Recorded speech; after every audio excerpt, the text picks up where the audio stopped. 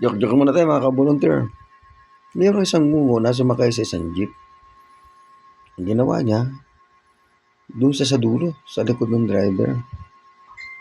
Nung tumatakbo na yung jeep, siguro mga 4 na kilometro lang yung bababaan niya, dumukot sa bulsa.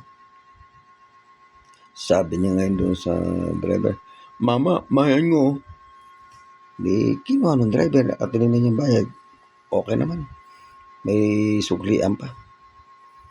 Di nung malapit na siguro, mga 3 kilometro na natatakbo, silip na silip yung ngungo.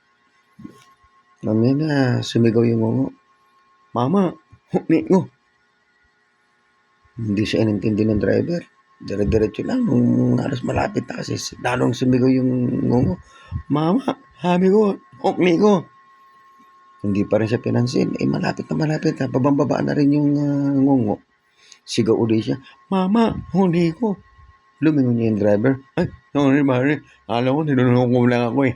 Joke lang po, joke lang.